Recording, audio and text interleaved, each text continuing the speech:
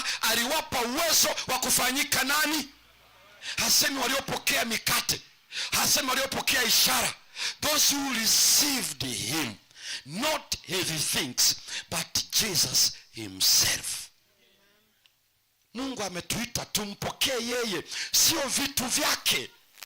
Yesu anaweza kutupatia afya, anaweza kutupatia familia, anaweza kutupatia maisha, anaweza kufanya hiki na kile, lakini target yake sio vitu hivyo. Ni vinatoka kwake ndio, ila anaomba watu wampokee yeye, sio vitu vyake.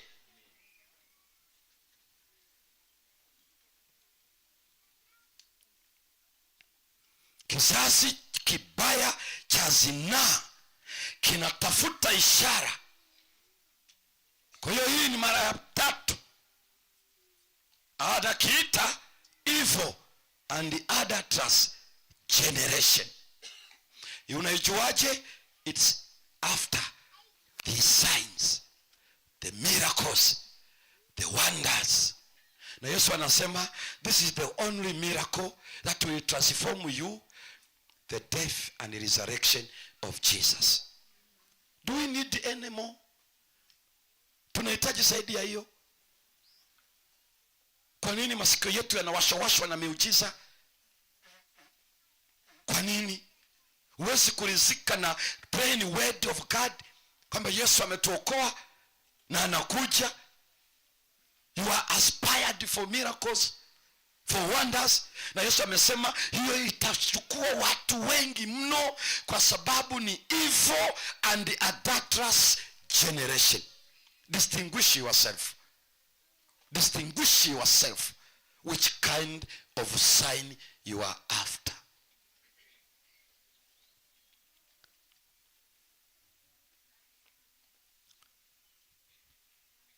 Mara ya 4 ndo akaja akaisema kwenye Mathayo 23. Mathayo 23 na ule mstari wa 29 hadi 37. Another, sikiliza, kumbuka ninaelezea this generation shall not pass. Na ili ujue anamaanisha nini, ndio tukaingia tuzione hizo 4. Halafu unganishe na hii ya 5 anayesema katika mlima wa Mzeituni kizazi hiki hakitapita. Na ili ujue ndio maana tunazipitia hizo.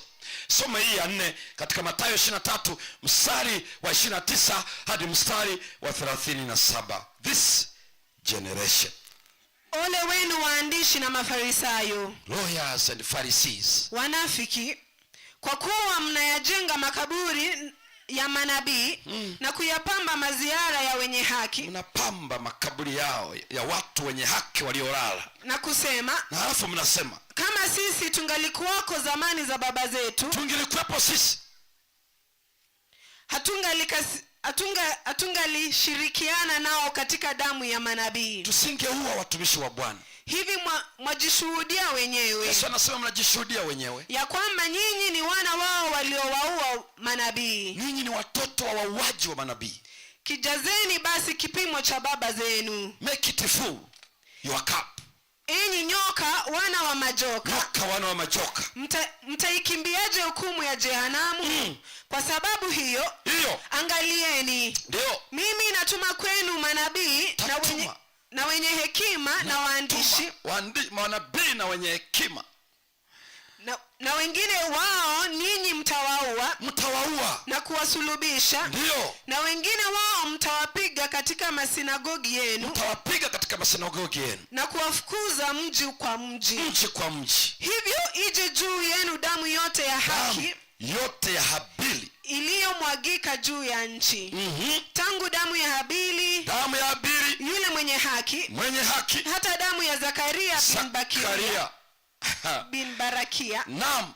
Mliyemuua kati ya patakatifu na madhabahu. Wakamuua Zakaria katikati ya patakatifu na madhabahu.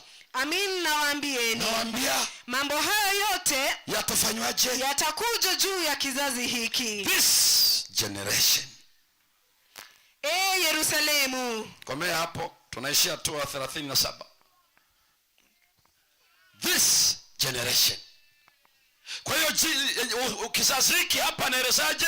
Ni kizazi cha wauaji wa watumishi wa Mungu. na ametaja kuanzia Habili mpaka Zakaria. Ngoja nikusaidie kitu kimoja uweze kuelewa. Habili anatajwa kwenye kitabu cha kwanza cha mpangilio wa vitabu vya Biblia of the Old Testament, Genesis. Zakaria ametajwa kitabu cha mwisho cha Biblia katika mpangilio wa Hebrew Bible. Unajua kwenye Hebrew Bible vitabu havijapangwa, ya mwisho sio Malachi, ya mwisho ni Second Chronicles. Nisikize vizuri. Hii tulio nayo hii ni Protestant arrangement katika mpangilio wa vitabu. Lakini ile Hebrew Bible arrangement, Chronicles ndiyo kitabu cha mwisho kwenye Biblia Agano la Kale. Kwa hiyo Yesu wakati anasema damu ya Habili na damu ya Zakaria, anazungumza uuaji wote wale walioua wana of the same spirit ya waliyemuua Habili mpaka mwisho wa record of the whole scripture Zakaria. By that time ni kama anasema kwetu wale watakaouawa kuanzia mwanzo mpaka Ufunuo. Hao ni kizazi gani? Kizazi ambacho kitaua wateule wa Bwana, messengers sent by God. They will be killed, they will be persecuted, they will be hated. Hao watachukiwa. Na mimi nasikiliza vizuri, kizazi hiki kinachukia kweli. You stand and you speak the truth, you will be one of the targets. Yesu anasema, kwa hiyo ni kizazi hiki ni kipi? Ni kizazi kinachochukia kuambiwa ukweli. Ukiwaambia ukweli, wanakupiga kwa mawe, wanakuua, wanakupotezea, wanakufanyia chochote. Kizazi hiki. Ndipo mara ya mwisho ndio hiyo kwenye Olivet Discourse ya hiyo Mathayo 24 anapoelezea this generation shall not pass. Kwa hiyo kizazi hiki ni kipi basi? They are not responding to the truth. Kizazi hiki ni kipi basi? Ni kizazi ambacho kinafata miujiza na ishara. Kinaitwa evil and adulterous generation. Kizazi hiki ni kipi basi? Ni kizazi kinachochukia ukweli. Ukiwaambia ukweli, wanakuchukia. Ukiwaambia ambao ni uongo, wanasema oh hallelujah, Jesus is the savior, thank you for the message. Speak out the truth. Wanasema wanaleta dini gani hiyo? Hiyo dini peleka huko, usituletee dini hiyo. Mungu ataokoa watu wake, hakuna haja. Hai, neema ya Mungu ipo. The grace of God is sufficient. So we'll be all saved by the grace of God in the lives that we call it sinful life.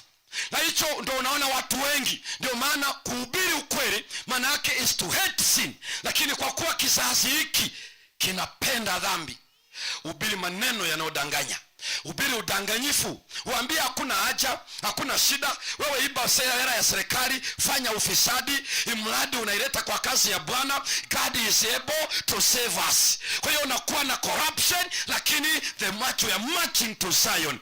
We are in the garb of religion. Hiyo inasema ni kizazi hiki. Nendo uangalie haki inapopotoshwa. Amos is crying, Hosea is crying, Jeremiah is crying. They were stoned to death because of the truth. Ndio kizazi hiki leo.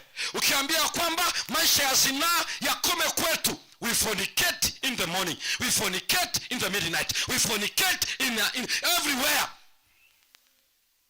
Paka tumeziba masikio. Tumeziba masikio na hatustuki. Imani navaa koti, navaa tai, amechachi eda, amechachi pasta, lakini maisha ya zinaa, ama deacon, part and a parcel. But we have the grace of God. Kizazi evil, kizazi cha zinaa, they hate truth. They hate truth, the word of God. Na Yesu anasema this generation, before it passes out, my word have to fulfill.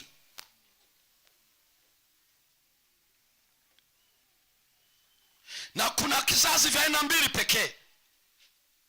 Kizazi cha kimwili na kizazi cha kiroho. Hiyo andika tu mafungu haya, Romans 1 verse 3 and 4. Jesus came according to the flesh, and also he came according to the spirit. Hiyo ni Romans 1 3 and 4. Tuna two ancestors tuliochukua mwili kutoka kwao, babu na bibi na nini. Hiyo ni according to the flesh. Naitwa Paul, naitwa fulani, baba yangu ni fulani, halafu babu ni fulani, according to the flesh. Lakini bado kuna according to the spirit. Hapo ni conversion. When we get converted, tuna baba tena. Na Biblia inaeleza ya kwamba Mungu anafanya tunaitwa watoto wake. We call him our father. That's why unasikia anakuwa baba yetu wa mbinguni tunapozaliwa upya. Anatuzaa tena, sio kwa namna yoyote, lakini kwa neno la uhai. So we have two ancestors. Ukitoka huku kimwili tumetoka kwa wapi, lakini kiroho tunajua wapi tumetoka. Sasa sikiliza kinachosemwa. Kuna katika hali ya kiroho kuna baba wawili, na Biblia inaeleza kuna uzao wa shetani, kuna uzao wa Mungu. Ndio maana ile 1 John na ile sura ya 3 na mstari wa 10, hebu soma hapo. 1 John sura ya 3 na mstari wa 10. Tuna baba wawili tofauti wa kiroho. Soma waraka wa kwanza wa Yohana 3 mstari wa 10. Katika hili watoto wa Mungu ni dhahiri. Ni dhahiri watoto wa Mungu. Na watoto wa ibilisi nao. Na watoto wa ibilisi na wao pia. Mtu yeyote asiyetenda haki hatokani na Mungu. Hatokani na Mungu. Wala yeye asiyempenda ndugu yake. Ndugu yake. Kuna watoto wa nani? Wa Mungu, na watoto wa nani? Wa shetani. Na ndio maana Yesu katika Yohana 8:44, ninyi ni wa baba yenu nani? Ibilisi. Yeye alikuwa muuaji na mwongo. Kwa hiyo Ibilisi anakuwa baba, the father of all liars and murderers. Kwa hiyo anasema ana watoto, na yeye ana watoto. Kwenye Genesis pale 3:15 anasema the seed of a serpent and a seed of a woman. Kwa hiyo kuna kizazi cha nyoka na kizazi cha mwanamke. Baba wa mbinguni na ana watoto, na shetani na yeye ana watoto. Sasa wale wa shetani wale, hebu malizia sasa hapa, kwa sababu sasa naona muda wangu umeshaniacha kabisa. Nenda hiyo katika Mathayo sura ya 23, halafu usome ule mstari wa 13, kisha uruke usome mstari wa 15, uone kila ambacho uzao wa nyoka unachoweza kufanya. Ole wenu waandishi na Mafarisayo, wanafiki. Kwa kuwa mnawafungia watu ufalme wa mbinguni. Mna block watu wasingii. Ninyi wenyewe hamuingii. You are not even entering. Wala wanaoingia hamwachi waingie. You are not allowing them to get in. Ole wenu waandishi na Mafarisayo, wanafiki. Kwa kuwa mnazunguka katika bahari na nchi kavu. Ili kumfanya mtu mmoja kuwa mwongofu. Na akiisha kufanyika mwongofu, mnamfanya kuwa mwana wa jehanamu mara 2 zaidi. Mnamfanya kuwa mwovu mara 2 kuliko nyinyi wenyewe. Sikiliza kidogo. Unajua wale Mafarisayo na waandishi walikuwa ni believers kama mimi na kama wewe. Ndio maana unaona challenges within the church. We preach, we teach the word of God, but when they come in, we seduce them, we lead them to sinful life. Ndio tunawafundisha vile tunavyoweza kugushi, tunawafundisha vile tunavyoweza kunywa pombe kistaarabu. Again, out from the church, but this time they are within the church, but they are children of hell. Na hicho ndicho anachokieleza leo. Kwani wale wanaoiba ndio akina nani? Kwani wale wanaotukana waumini wenzao ndio akina nani kama sio sisi? Kwani wale wanaoishi na kuzini pamoja nao si nani kama sio sisi? Wale watu wanaolala na wachungaji ni church members. Wale watu wanaolala na wazee wa kanisa ni church members. Wale watu wanaolala na choir members ni the same choir members. The same people. You stand and you sing and then you seduce. Nikiwa kwenye makambi moja, pastor aliniambia kitu cha ajabu.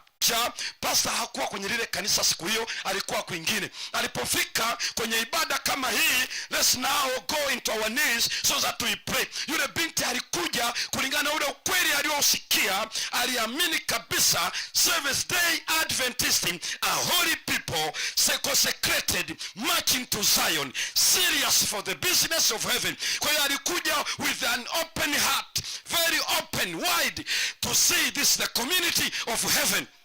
Saa hiyo wanapiga magoti tuombe. Yule binti amepiga magoti, anasikia mtu anamgusa nyuma ya mgongo. Mwanzoni akajua kwa sababu watu wako wengi, huenda amemgusa kwa bahati mbaya. Wanaomba, akabaki akugeuka tena, akasikia tena mtu anamgusa mgongoni. Akasema hivi ninaguswa purposely ama unintentionally? Akatulia pia. Ombi inaendelea, lakini mara ya tatu alipoguswa, while praying, yule binti aliondoka. She was almost making a vow, I will never come. But nzuri pasa aliposikia ndio akamweleza, this church is like a big hospital. We have people in the ICU, and the others are almost in the mortuary, and the others they are in the... Akamsaidia kujua wako watu wako ICU hapa wanapumua kwa ile mtungi ya gesi, lakini wanatai, lakini wako ICU.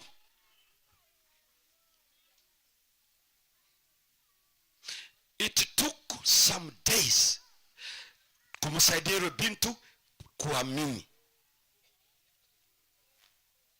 Pharisees in the choir, Pharisees in the department, Pharisees in the offices, Pharisees everywhere. We send the good news, people come in, and then we make them fall. This generation, habari njema ni hii, the good news will be preached to be a sign, na yote hayo yatakuwa fulfilled and they will pass before we'll be able to see Jesus Christ.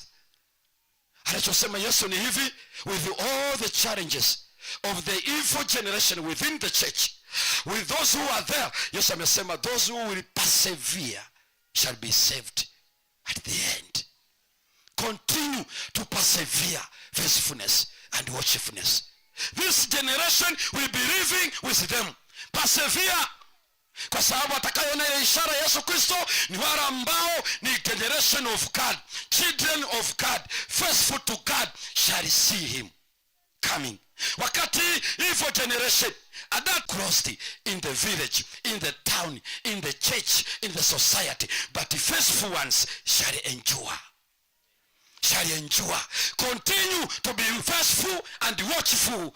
We are in the same boat with the evil generation, adulterous generation, evil seekers and wonder seekers, but even the elect are still in the boat. And Jesus has allowed two kinds of generation, generation of God and the generation of the serpent.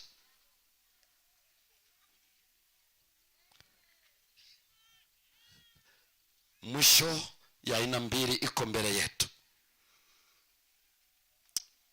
Huyu ndiye Bwana wetu tuliyemngoja atuokoe. Hiyo ni generation ya Mungu, watakaosema na tushangilie wokovu wetu, watu ambao ni waaminifu kwa Mungu wao. Hata kama watu watakuwa sio waaminifu wa zaka na sadaka, don't imitate their evil generation. Continue to be faithful unto God. Not the church pastor who have called you, not the church elder who have called you. It's your Savior Jesus Christ. To herald this good news requires faithfulness and watchfulness. Usiathirike na watu wanaocheza na dhambi lakini ni wanasema we are marching to Zion. Wasikuathiri kabisa, ukalower down Christian standard kwa sababu yao. Awe ni departmental, awe ni executive secretary, awe ni president of the office, awe ni in the general conference.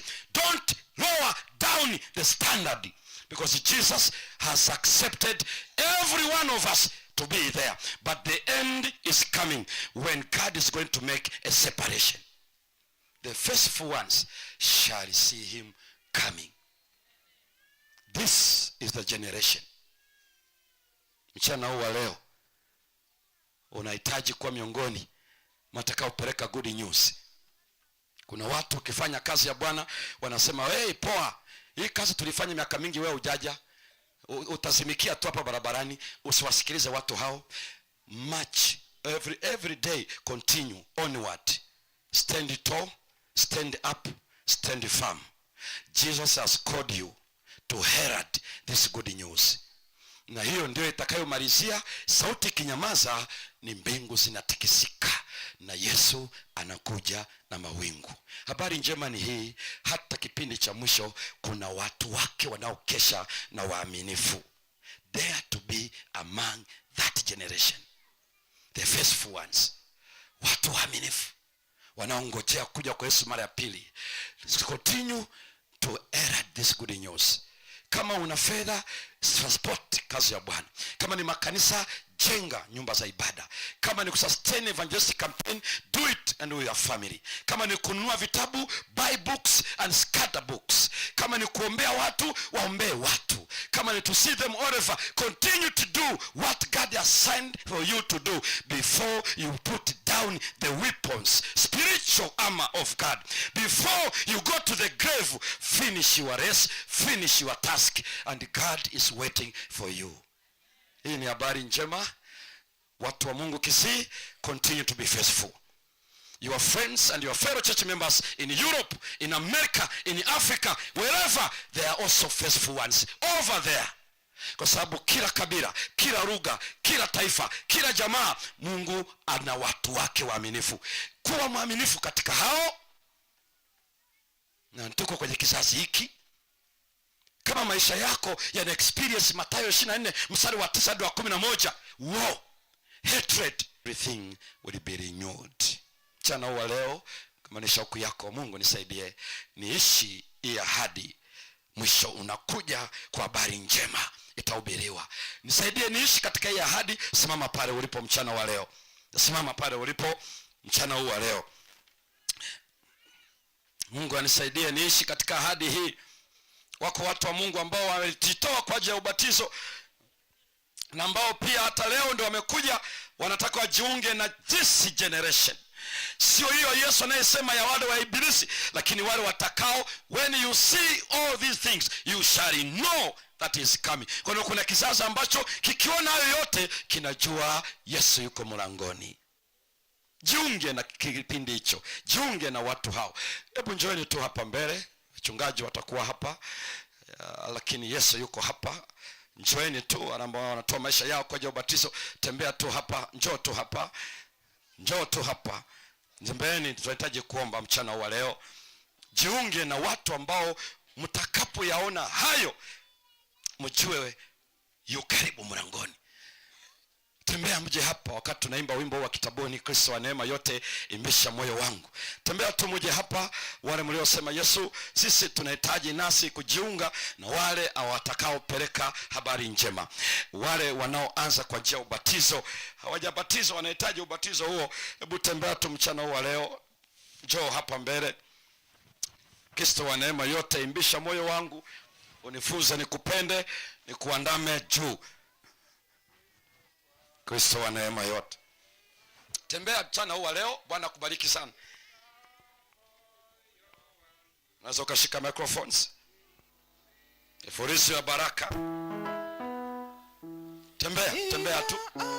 Wale wanaojitoa kwa ajili ya ubatizo, joini tu watu wa Mungu. Unifunze nikupende, nikuandame kote. Fuate Yesu kote. Moyo wangu ukajaa furaha na tumaini. Tembea tu, njoo. Shukuru sana Bwana.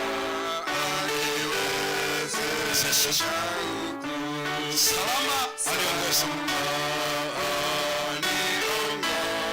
Salama niongoza hata kule nyumbani. Yesu alitafuta. Yesu alitafuta.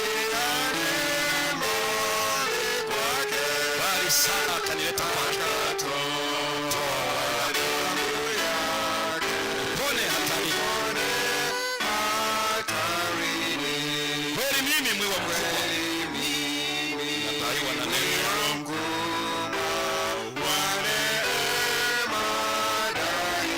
Wema wako unifungwe. Zaidi. Ili nisivutwe tena. Kuacha wewe Mungu. Nitwalie roho yangu. Wewe wako Repeat stanza 3. Tembea tu pale ulipo. Surrender your life to Jesus. Wema wako nifunge zaidi wako Bwana.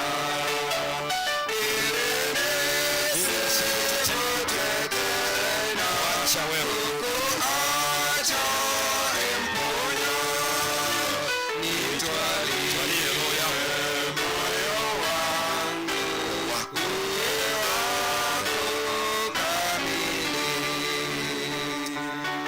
Tunapohitaji kuomba kutoka mchungaji Niko ataomba tena. Huu ni wito wa get involved. It's a promise. You share. When you share this promise, you retain the promise in your heart. It's by sharing you retain that promise. Kwa Mungu nisaidie kushare the good news. Stay not. Don't keep quiet. Heralds. Be the heralds of the gospel. Usisimame, usikae kimya, usizuie, mtumikie Yesu. Ibebe hiyo ahadi. Ahadi ya uhalisia unaokuja. Future realities. Kwamba faithful ones shall be the victors. Tunasubiri kuja kwa Yesu mara pili, na hii ndio ahadi pekee inayoondoa pazia. Yesu atakuja na mawingu na kila jicho itamuona. While you are waiting, continue to further the good news. Pastor Niko taomba kwa ajili yetu. Tunainamisha vichwa vyetu kwa ajili ya ombi. Tunainamisha vichwa yetu kwa ajili ya ombi. Baba, tunakushukuru.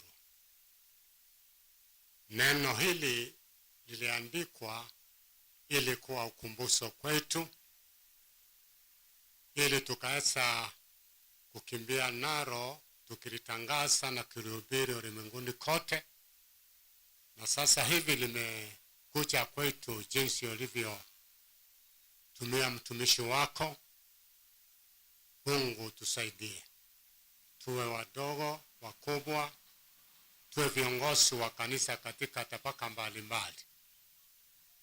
Wakati mwingine uende kawa tumekuwa kama vile vizazi ambazo tumesoma wakati huu. Wakati mwingine tumechukuliwa na ishara na tumbo. Tunamfuata Yesu, tunamtumikia Yesu kwa ajili ya kila tunachopata kama misahara, kama malipo. Umetuonya kupitia kwa neno lako. Wakati mwingine tunamtumikia Yesu kwa sababu hivyo tu, kwa sababu tunataka kujulikana sisi ni viongozi kwenye choo. Tumekaa kwenye positions, but we are very unfaithful. Tunaongoza wengine. Watoto, sisi ni walimu wa watoto. Sisi ni church leaders, deacon na deaconesses, elders, pastors na wengine. And yet we are unfaithful. kabla hujafunga rehema na msamaha wa dhambi. Sote uturehemu, tumetubu. Mungu turehemu. Utuge setu. Jinsi wengine tumejitoa tangu juzi na leo wengine wapya tumejiunga nao. Katushike mikono, tusilais, tupake mafuta, utusukue na silonsi yako kuliko Mental Plus. Ili tunaporekea, hata mchungaji wetu anaporekea nyumbani Tanzania, awe ana uwezo na nguvu na afya njema. Asante kwa kuwa umemsaidia. Shetani amekuwa ameaibishwa. Ushindi ni kwako Yesu. Asante tena kwa sababu unatutumia hata wakati miili ni melegefu. Bariki wazee wa kanisa wa kambi hili. Bariki waaminio wa kanisa hili ambao walijitolea kwa ajili ya kusupport injili katika wiki hii. Bariki hata wageni wa makanisa wengine ambao wamekuja, makwayas wote ambao wamekuja, na hata matoleo yote. Mungu, tunaachilia baraka kwa watu wako. Mtu yoyote ambaye alihusika kwa njia moja ama nyingine kwa kufanikisha hii makambi, awe alikuwa kwa kamati, au alikuwa ni mtendakazi, au alikuwa anaosha vio, au alikuwa anaosha vyombo, au alikuwa analisha wageni wako, au alikuwa na walinda kule kwenda kulala, tunaombea kila mmoja. Mungu usimuache nje, lakini umubariki. Hata watu wa fundi wa mitambo, hata katika radio Vuna, hata hawa ambao wamekuwa hapa, hata watoto wachanga wa kunyonya wamefanikisha hii kambi. Uwabariki wote. Tunapokaribia kutamatisha, tunaomba utusafirishe na kutuachanisha na neema yako. Itoshe kila mmoja wetu. Ni katika jina safi la Yesu Kristo Bwana mkombozi wetu. Amen. Asanteni, tuketi ili tuelekeshwe na viongozi hapa kutoka mbele jinsi ya kuenenda. Mungu awabariki.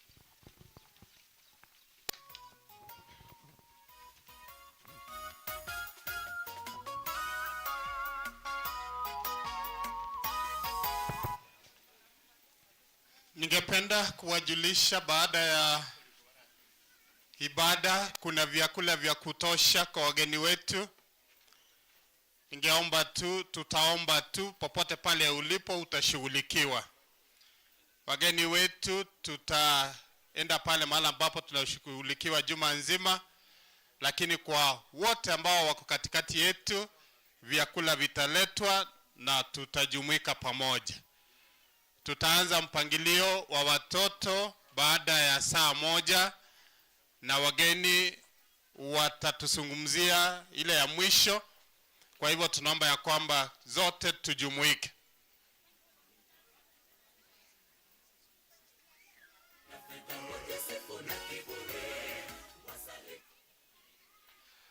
Mashemazi wote wa district nzima ya Jogoo, naamini ya kwamba tumeelewana. Tutakuwa na 4 serving points. Tafadhali tupande pale, tuje na vyakula ili tupate kuwalisha wageni wetu. Naomba